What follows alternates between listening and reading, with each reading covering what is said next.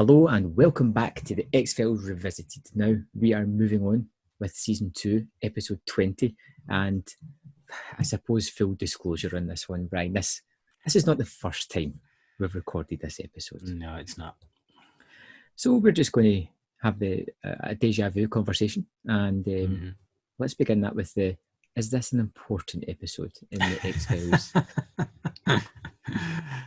I think it is. Yeah. For those listening, we did record this and completely cocked it up. For some reason, my audio just disappeared from iTunes. So yeah, deja vu. But there you go. Humbug. It is an important episode, I think, because it did something different, really, that we hadn't had in the X-Files before, which was a comedy episode. Just like, you know, we've had moments of humour in the show. We've had like comedic elements, but we've never done a full-on kind of farcical, out-and-out comedy episode. And this kind of introduces us to Darren Morgan's writing style. So this is a guy who previously was in the X-Files as the Fluke Man in the episode The Host from this season, and yeah, clearly was being wasted on on burying himself under a rubber suit, because actually he's a pretty damn good writer, and he would go on to make or write many season highlights. You know, if you look at the top 5 episodes of each season, chances are you're going to have a Darren Morgan episode in there. So yeah, and I think because of that, a few other people had a good go at writing these kind of episodes. Vince Gilligan does a very good kind of, you know, take on the whole comedy shtick sort of episode. So yeah, you know, Darren Morgan really started something with this. And beyond that, he's just a really good storyteller. He finds themes. He works thematically. So often you will find his episodes, each scene will deal directly with the themes that he's trying to discuss. There's never a wasted moment. So, you know, without giving the game away right off the bat, I'll leave it there and we can get into it. But yeah, that's... Yeah. That was... It's funny you say it's a kind of comedic episode, because I took this one like with a heavy dose of tragedy all the way through it. Oh yes, yeah. I mean, and I think that's certainly an aspect of Morgan's writing as well. I think he analyzes tragedy through comedy, which, you know, is what comedy does anyways. The best comedians are often, you know, tears of a clown kind of thing. Yeah. So.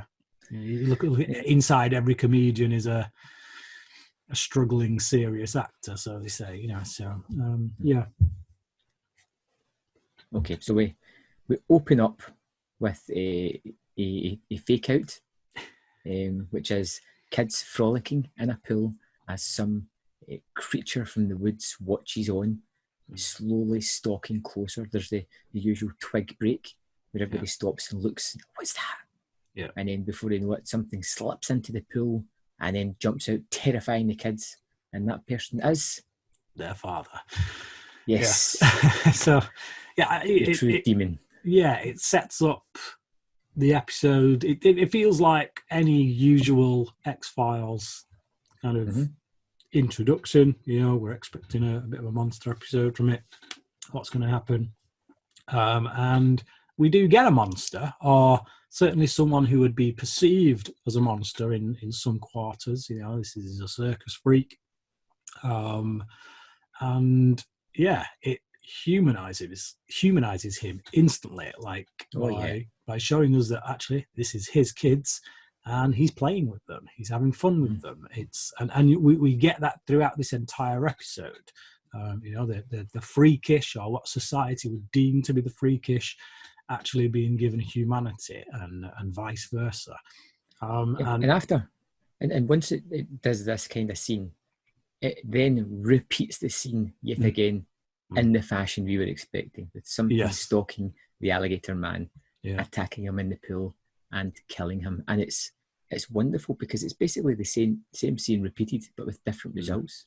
We're expecting it the first time, it doesn't happen, but we get it the second time. And you instantly then have sympathy for the monster, you know. So the man who would traditionally be the monster has been revealed as human, has been revealed as a family man, and then he gets taken out, and we're instantly kind of forced into the position of sympathizing with this person who, well, he's just that. He's a person and not a monster, not just a circus freak. And that sets up really exactly what this episode is about. You know, I think I was saying about what Darren Morgan does thematically. He explores a very particular theme, and he does it in every single scene. And we'll see that throughout this episode. There's no wasted scenes in this.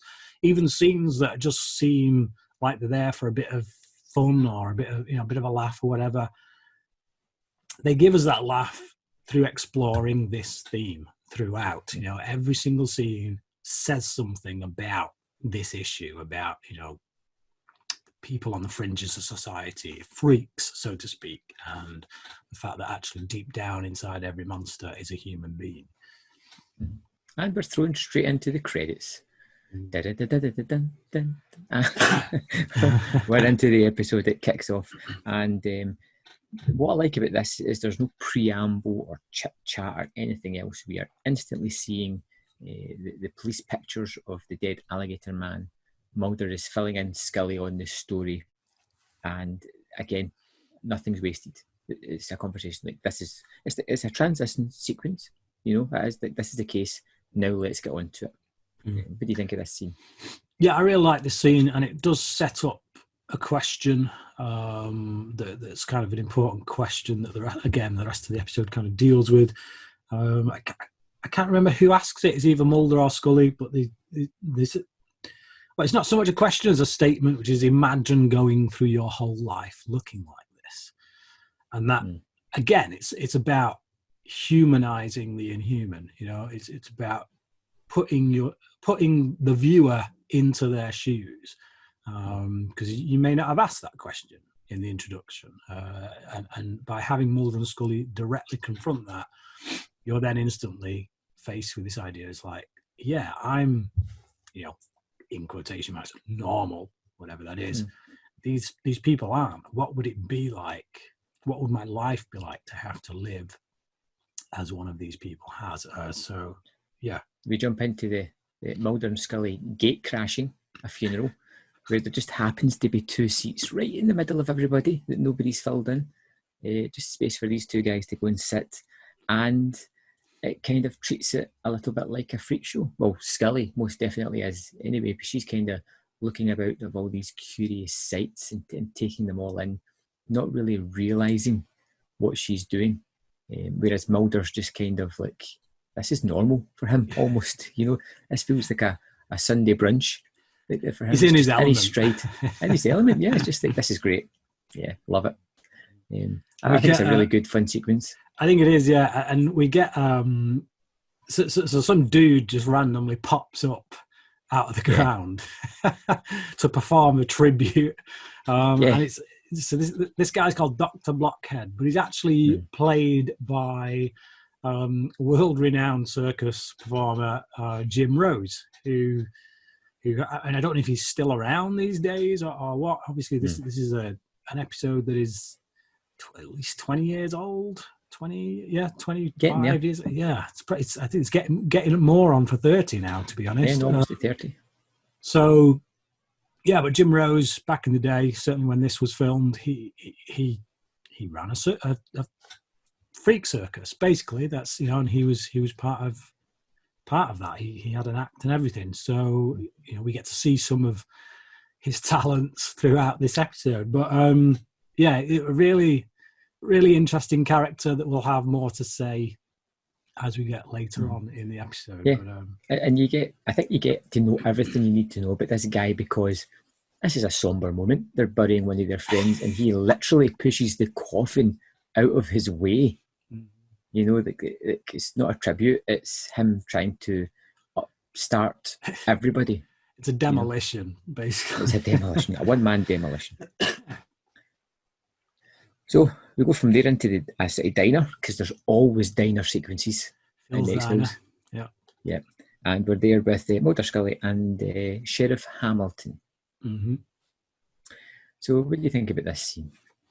So I like the scene. Obviously, this sheriff, we're not going to find out until later in the episode just why he can connect so well to the freaks.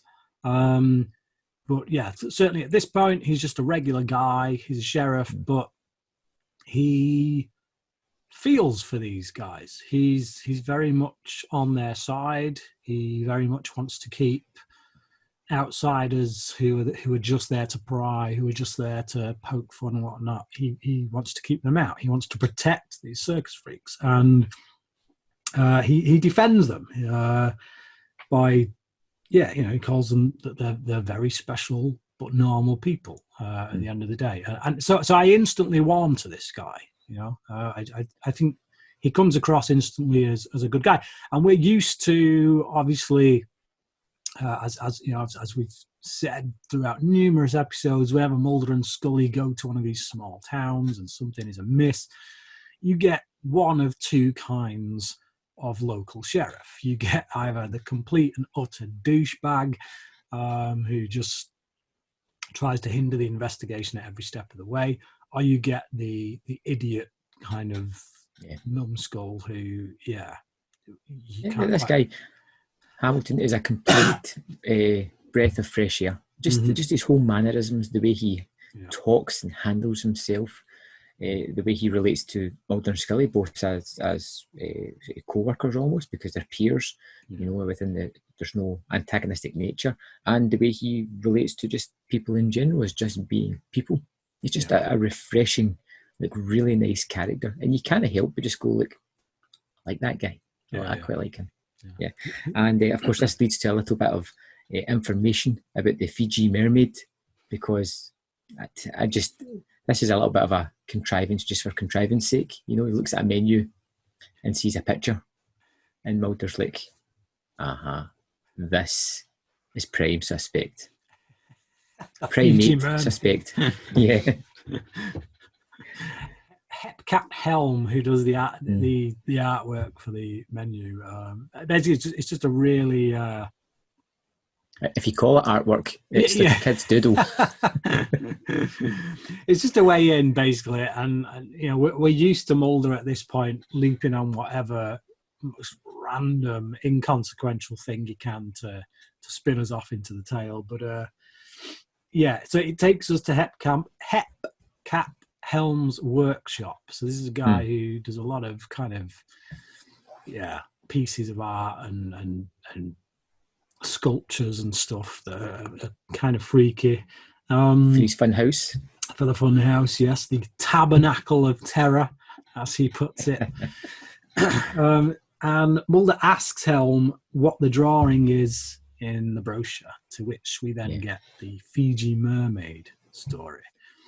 Which leads me to one, and there are many, favourite small moments in this episode where the man tells the story of the Fiji Mermaid. But like any other policeman in the other show, Mulder's just standing there nodding his head, and the guy goes, it's when he just sewed a fish next to a monkey, and he's like, a monkey? Now you have my attention. And I'm like, why is he so interested in this? I mean, they explain it in the next sentence, but I was just like, why is a monkey the thing that just turns him on almost? That's what gets him excited. Oh yes. He's so it raises this question about, was it real or was it a hoax?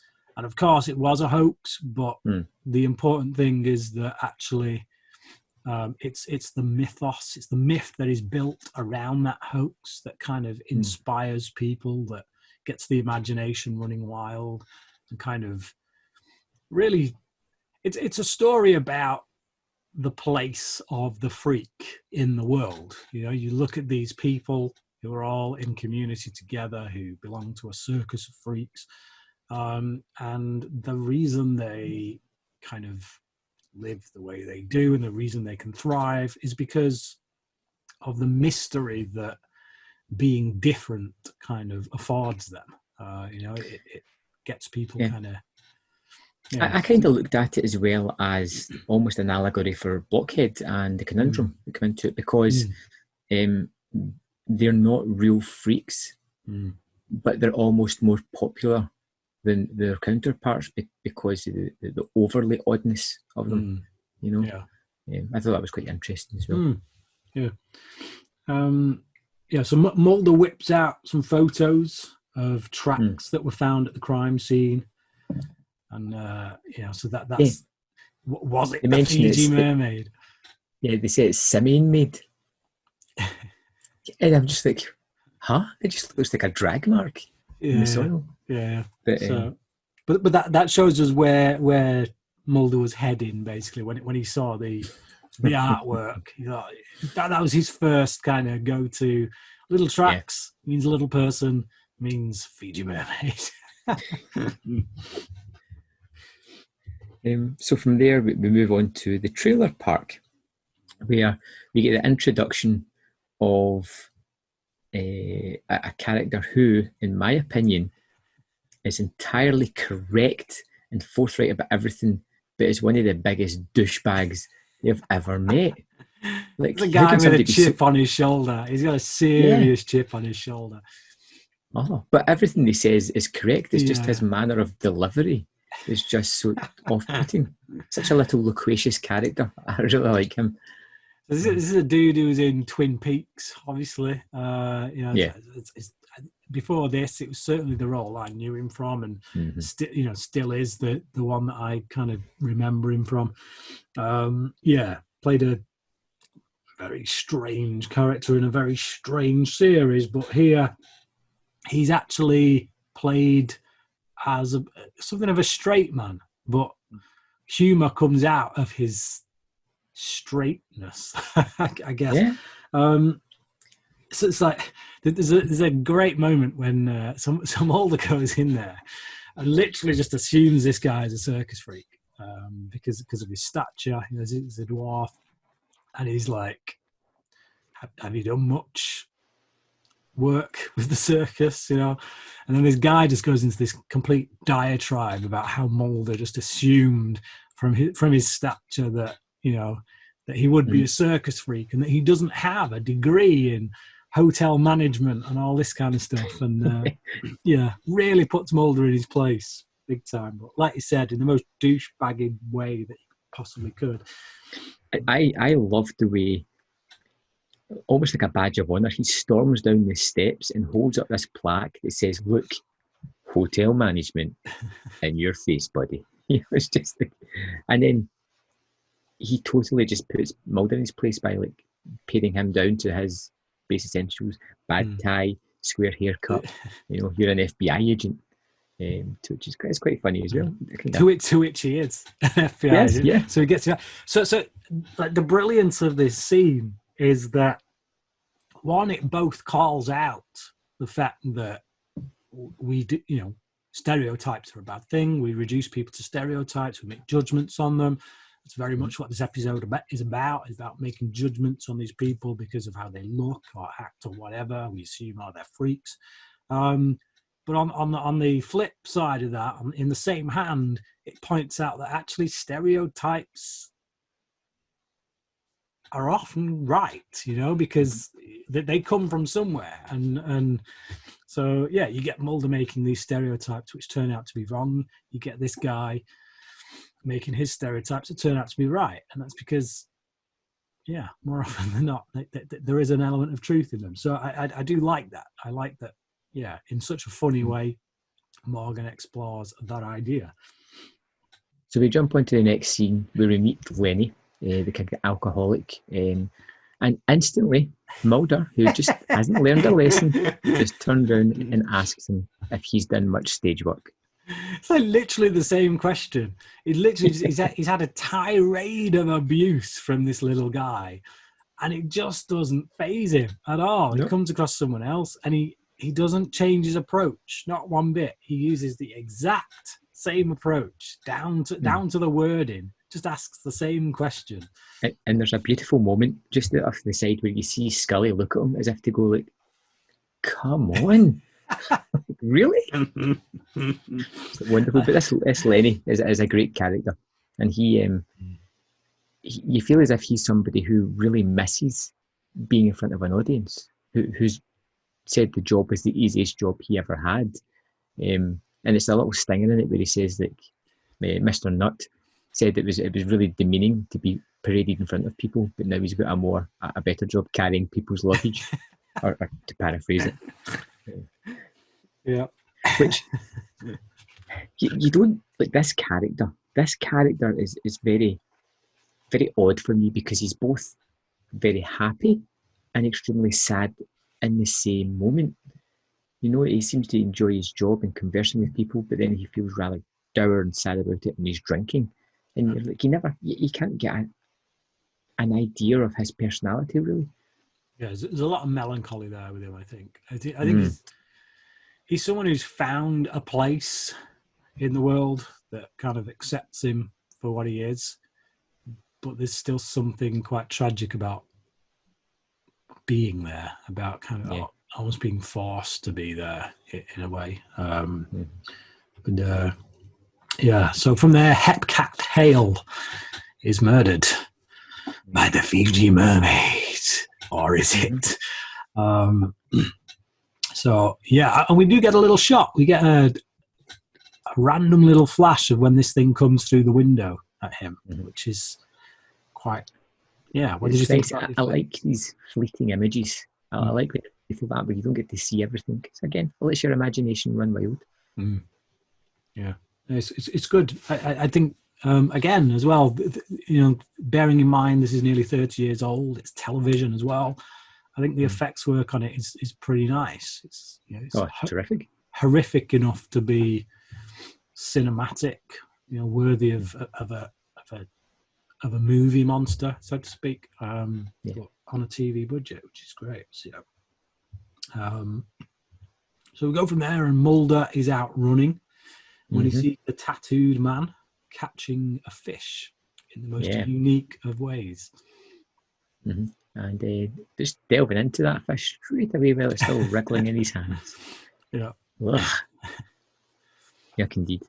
So we get Scully woken by acrobats outside her window, which is just such an obscure image, but it's really fun. And we get Lenny coming to get her, and this was simply marvellous. And I love this scene where she's at the door with her robe a little bit loose, and he's at the door with his robe a little bit loose, and she is eyeing his bump, and he is eyeing her bumps, and it's just that moment of kind of understanding both what they're doing, and they're both just a little bit ashamed. Yeah, and for different reasons, though. For different reasons. But it is. It does put a spin on the male gaze idea that is kind of perpetuated in films and TV and stuff, and the shoe is almost put on the other foot. It's So I just love how when Scully wakes up, like you say, there's these acrobats jumping outside on a trampoline. We don't know what they're doing at first. She just wakes up as if from a dream and just sees some dude, some randomer, just kind of fall down her window. So it looks like someone's just literally fallen from the sky until they come bouncing back up again. It just kind of gives you the feeling of the world they are currently existing in, where at every turn, everywhere you look, there's some random act of weirdness going on by these people who would be considered by society to be quite weird. Then we go to the next city murder scene, which is Hepcats, and we just have the two guys just kind of doing a little bit of detective work, and Mulder does a little bit of misdirect where he's like, there's blood in the window while standing next to one, and then when somebody says, no, we've caught that, he's like, no, this window over here. Just being a little bit of a smart arse, really, which is fun. It's nice to see a little bit of detective. It feels almost like unimportant, but it's a detective show. It's nice to see them detecting. So Dr. Blockhead becomes prime suspect because of the whole window thing. He's obviously a contortionist. They've seen him doing that kind of thing back at the funeral. So he becomes prime suspect because it had to be someone who could get through that tiny window. So yeah, they go to see him while he's in the middle of an escape act. And he then hammers a nail into his nose and talks of being able to drop one's testicles into their abdomen, which is just all right. Which Mulder makes a joke of. I'm doing that right now. It's just a fun sequence. Yeah, and we get introduced to the conundrum. Is it conundrum or the enigma? The conundrum, yeah. The conundrum, So the tattooed man who we saw previously eating the fish, who's been sitting in this roasting pot for the whole time that they've been talking, which we don't know because he only pops up like after they've had a good chat. So but it kind of it starts to reveal like you were saying before, this element of these guys aren't freaks because they were born that way. These are people who've chosen to take up that mantle. They've chosen to either scar their body or do things that make them appear freakish. And it's almost like they don't belong to any part of society. Anyway, they don't belong in normal society. And they don't belong to these freaks. They've kind of ingratiated themselves upon this world, within this community. And I don't think they're respected precisely because of the reasons that you mentioned, which is that they're not real freaks. So it's like they could walk away from this world at any time. Yeah. And most of the people in this world, if given the choice, would do that. And yet these two men, they don't. So yeah, it sets up that idea. There's a nice little trick at the end as well with the locusts when Scully pretends to eat a locust, but it's all magic. And we get Mulder as well. He's like quite jokey in this episode, quite a lot. And he says, "Did I not see you down by the riverbank today?" And the guy's like, "No, it wouldn't be him." And he's like, "That must have been some other naked 6-foot jigsaw tattooed man." Like, he has these just kind of like witty one-liners that I really do enjoy. Now on to possibly my favourite scene in the episode, which is the Museum of Curiosities. Which, I mean, this set has the most reflective surfaces I think I've ever seen in a set, but they are perfectly placed to create this staggering glimpse of this person whom just, I mean, it's curious. It really does add to like, what is it hiding? What is it alluding to? But tell us a little bit more about this scene, Brian. I think it's brilliantly directed. I like that they don't show this guy full on. It is all, flashes of him in mirrors and whatnot, and kind of fractured pieces of who this guy is. But I love the way he plays Scully for a sucker. So he talks about P.T. Barnum, who obviously, most people will now know as Hugh Jackman in The Greatest Showman. But he talks about the real life P.T. Barnum and kind of just about the power of myth that is built around these curiosities. And as if to demonstrate that, he suckers Scully into coughing up $5 to go and see this supposed curiosity, a genuine P.T. Barnum exhibit that, and it plays into that whole notion that people are drawn to freaks in a strange way. They want to see something freakish. It's like, they don't analyze, well, why are we doing this? That's wrong. Let's not do this. Even someone as intelligent and rational as Scully gets caught up in the the curiosity of the other, of the weirdness of it, and allows herself to be suckered by this guy. Of course, she goes into the room and there's nothing in there. It's basically just a middle finger to her. Yeah. But she understands that and has a little wry smile about it. You know? But there's so he gives this really interesting story about the two twins. Yeah, who join together, conjoined twins. Yin and yang. Yeah, and how one of them died, and then obviously a while later, the second one died. But like, just this idea that even in death, freaks don't, they're not given that kind of dignity and it's just the fact. Yeah, just like imagine. I mean, and that is a horrific idea because I believe this is a true story, and that's such a horrific idea. Being joined to this your brother or your sister for your entire life, and then they die, and it's like you're kind of stuck to this dead person, and it is a horrific story. Well, it's a real parable between this tale, because in that one, like, one dies during the night and the other one dies of heartbreak, like a day later. It's horrible. And then we jump to something moving under Scully's trailer as Mulder approaches. He sees some movement and hears some noises, and he catches Mr. Nutt under there again, instantly assuming something that is wrong. And it's just a fun interaction. I like these two. They bounce off each other really well. Is he a pervert, or is he just doing a spot of DIY? Yeah. And then, again, goes in the defensive because he's got that huge chip in the shoulder, like he said, and says that women rather find his diminutive stature rather alluring, to which Mulder, I'm pretty sure, makes a blowjob joke here. He says, I'm sure there's a lot of men do as well.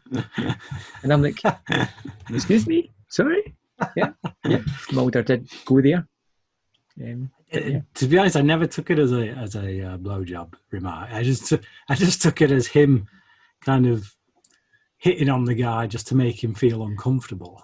It's the way he's shot. It's the way he's shot and the way he's standing, like the hands on the hips type of thing, and the angle of the camera.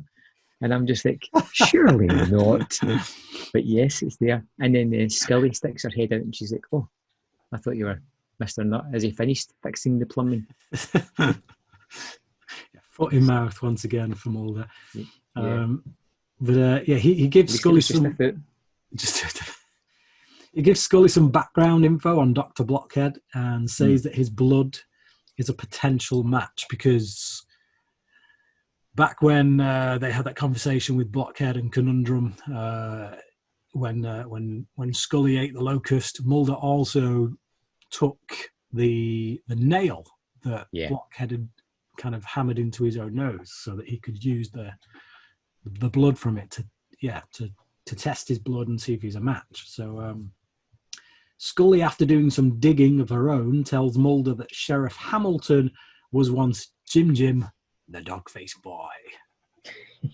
I love it. So they decide right at that moment to go and stake out the sheriff's trailer, to which they catch him burying something rather strange.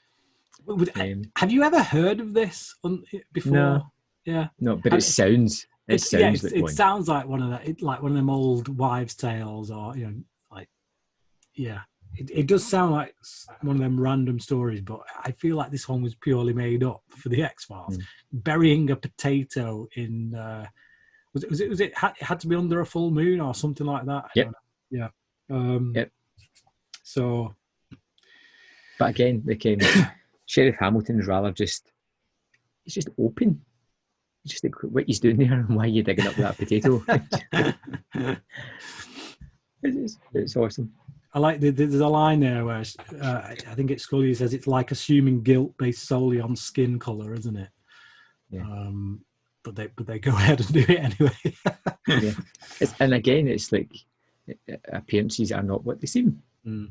I also like the way Scully tries to worm her way out of it by coming up with some guff about some serial killers, how they try to hide within law enforcement, and then Mulder just comes clean and tells them we found out he used to be Dogface Boy. Yeah. It's like a kid where you're like, don't say anything about Dogface Boy, just don't say it, okay? I'll deal with this one. And then just it holds back as much as they can. It's just like, yeah, but Jim. The Dogface Boy. Oh, it's so good. Yeah, and he tells them that he gave up circus life, but that doesn't quite explain the potato. No. But then he tells them that, he had a wart on his hand, which doesn't quite explain the potato either. So, no. But yeah, apparently if you rub a potato on your wart and then bury it under a full moon or something, Yeah. And again, there's just like a funny little scene of him saying that, and then Mulder realizing he's holding the potato, and then just kind of like let that fall. So then we go to the conundrum, who, just for the sake of it, decides he's going to try and eat a dog. What it looks like.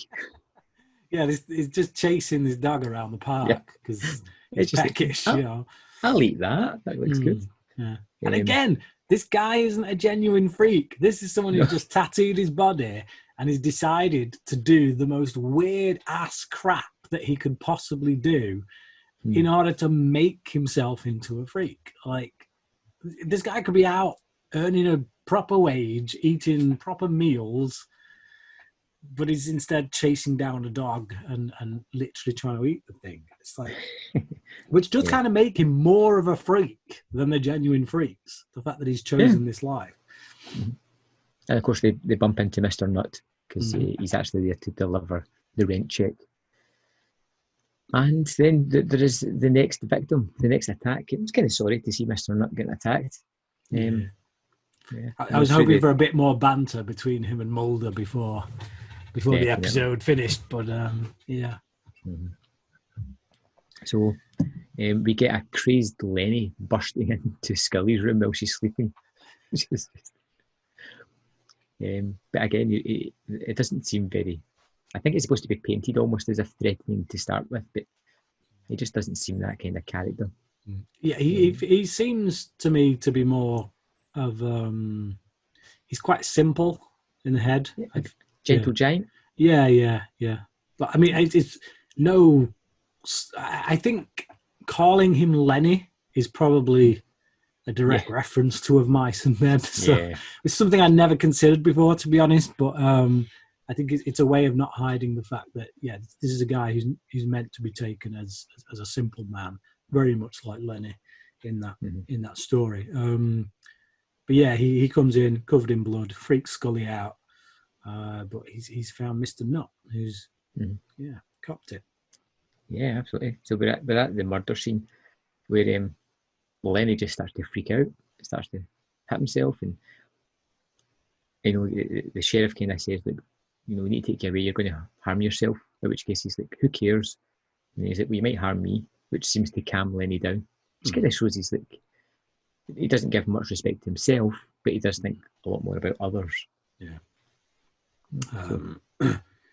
There's one of Blockhead's needles is found at the scene, which surprises Scully because actually she was actually coming around to the idea of something more freakish being at work.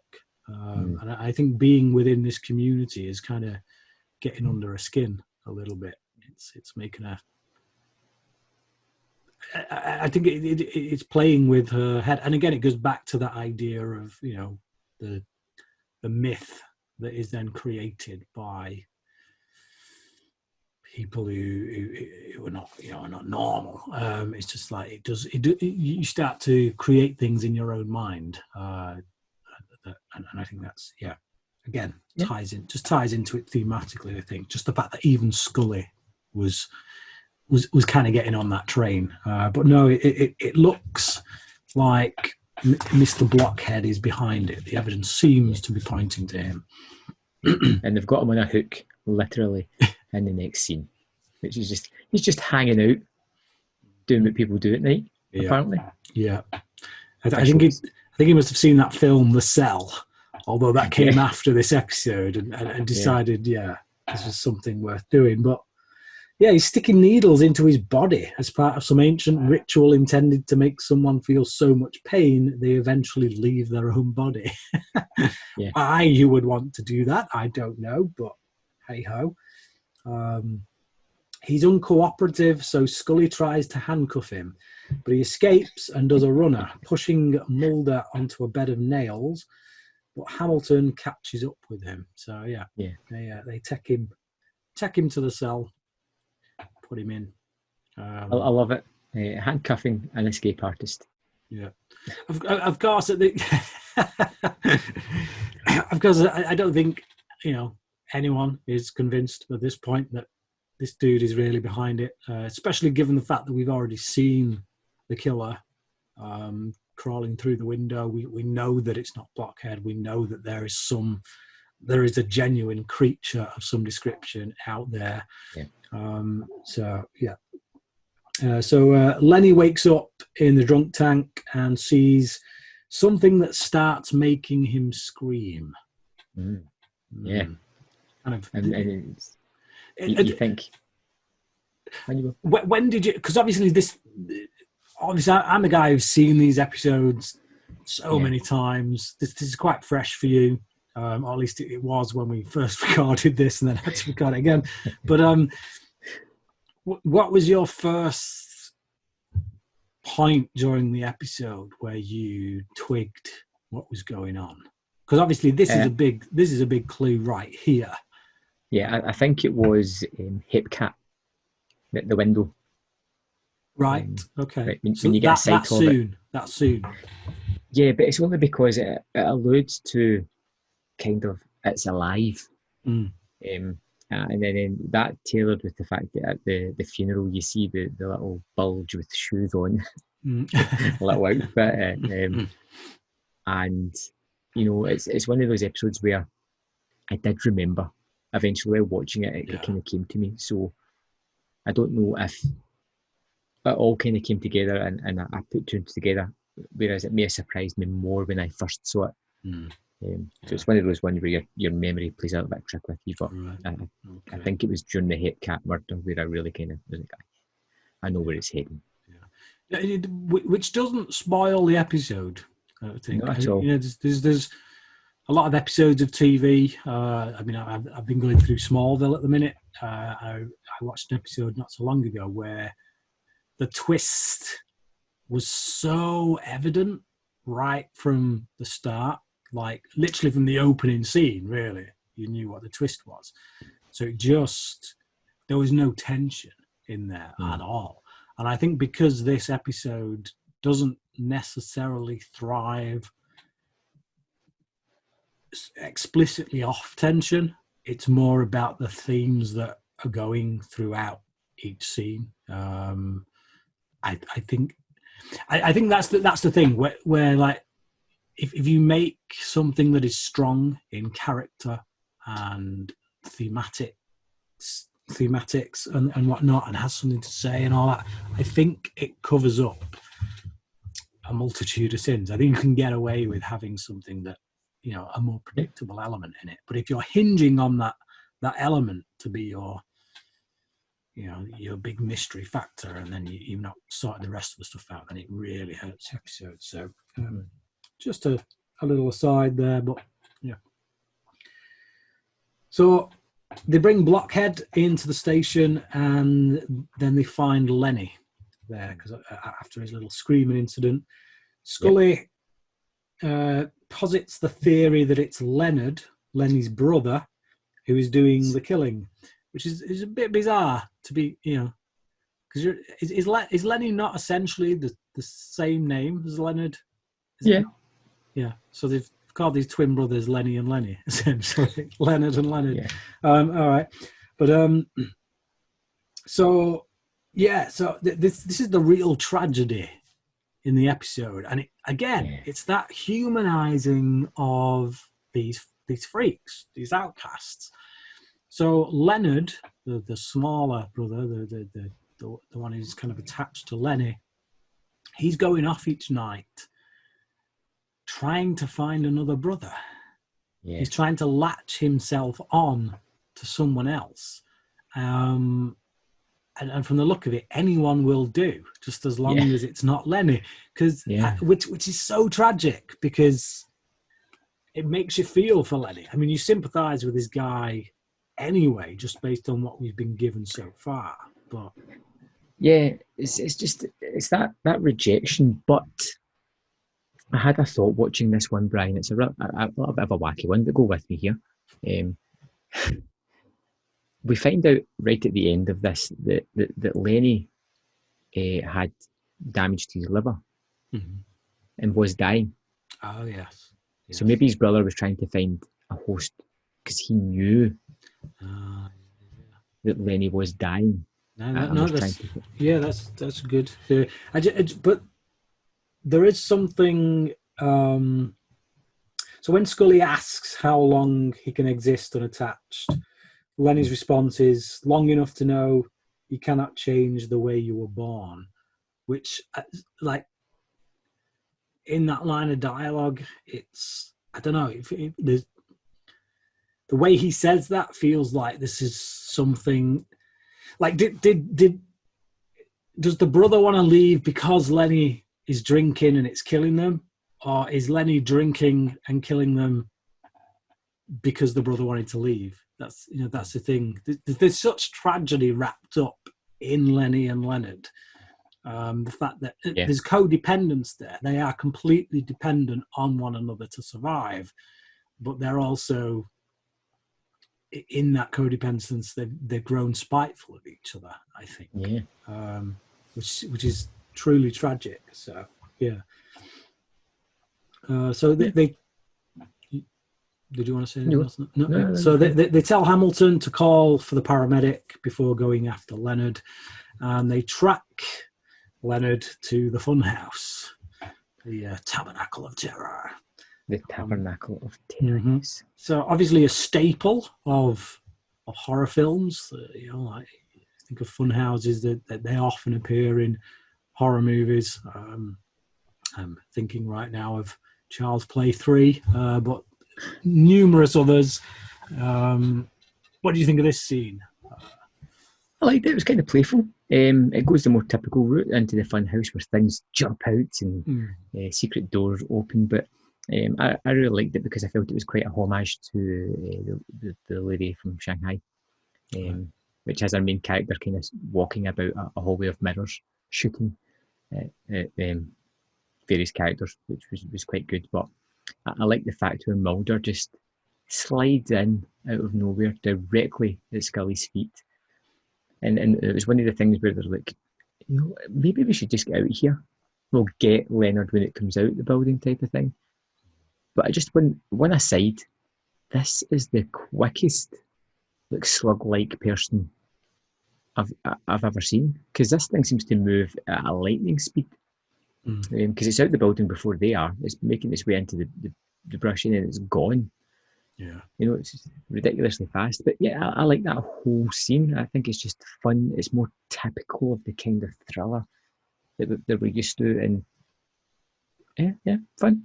Yeah. It's a good creepy scene, I think. And again, we get a genuine little monster in Leonard. He certainly does not look human. But yeah, I like it. So Leonard attacks the tattooed man, who does what tattooed man does best: eats him. Yeah. So the dog managed to escape. Leonard does not. Now I'm almost expecting a typical ending here, which I was getting with the shootout and the chase sequence in the Funhouse, and then it just does that little thing where it subverts your expectations yet again and gives you a really weird ending for a weird episode, and it's wonderfully fitting. Yeah, terrific. Definitely. So I think my only criticism of that kind of scene, the idea, is that there's no mess at all. Oh yeah. Yeah. It's like, did Conundrum swallow this guy whole? You know, he's like, because he's a good size. Dislocated jaw and just yeah. It's like, it's literally like, yeah. How is there no blood kind of pouring down his chin? Because he must have had to have bitten into this thing, and you know, did he then go away, clean himself up, and then lie down to, yeah. But there's neither here nor there. So it's morning. Police are still combing the area. Sheriff Hamilton mocks Scully for her wacky theory, and Mulder says, "Now you know how I feel," which I thought was quite nice, because Scully's actually got the truth for once. She's actually the one who's found the wacky idea, which is genuinely what has happened. You know, this isn't something that Mulder's come up with. It's not the Fiji Mermaid. The theory Scully has, that's genuinely what happened, which is a change. It makes a change that actually she's the one with the answer in this case. But yeah, it's nice that she's getting the kind of comments thrown at her that would traditionally be saved for Mulder.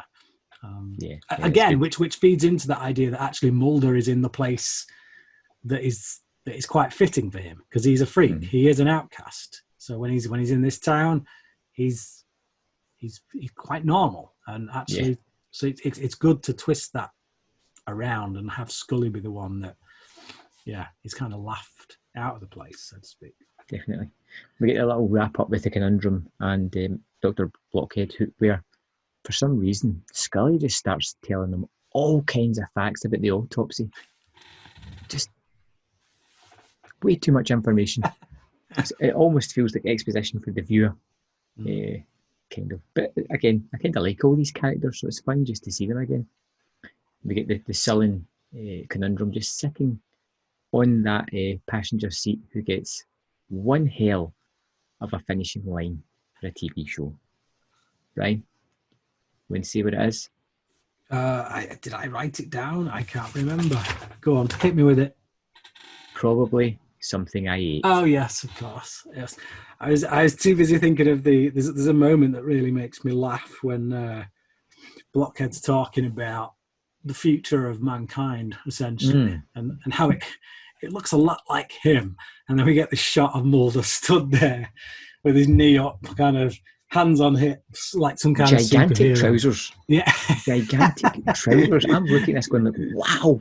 Those early 90s fashions are really not doing it for him. But yeah, great stuff. And we are done. Yep. So I like it. Final thoughts? I love it. I think it's a standout scene where it's one that I would throw on and just get lost in again, because I love all the weird and odd characters. I love the way that they all circumvent expectations. I love the duality of everything. I love the fact that you see the main characters detecting for a change. You know, they go their separate ways and they don't get in danger.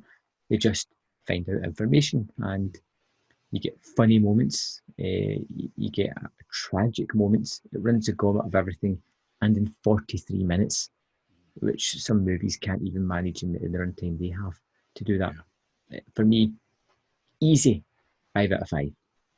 Yeah, absolutely. Totally agree. 5 out of 5 for me. I just think this is really kind of, again, as an X-Files fan, looking back when I first saw this was just, it was a breath of fresh air. It was completely different. You know, it could have gone wrong. I think because of the way that Mulder and Scully are almost sent up in many ways in this, it could have turned a lot of people off. And I know there are a few X-Files fans out there that aren't a fan of these kind of episodes, but you can't fault that writing. I think Darren Morgan just delivers an amazing script in which every line, every action is attuned to those themes of being different, being the outcast, not fitting in, finding your place in the world, which is great. Which he not only explores through the circus freaks, but through Mulder and Scully as well. It's just a gem, absolute gem of an episode. 5 out of 5 for me. Yeah. Okay, Brian. So the next episode, number 21, is the Calusari. Am I saying that correct? Yes. Yep, the Kalashari. Yeah. Kalashari. So tell me a little bit about this one. Is this a memorable episode? It's. I think it's not a bad episode from what I remember.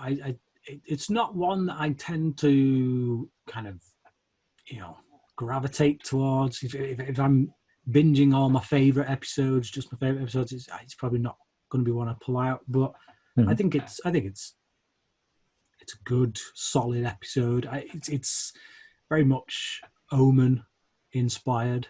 Right. Okay. Yeah, Omen and The Exorcist kind of vibe to it. So. Excellent. So, as always, thanks for listening, and we will see you next week on the X-Files Revisited.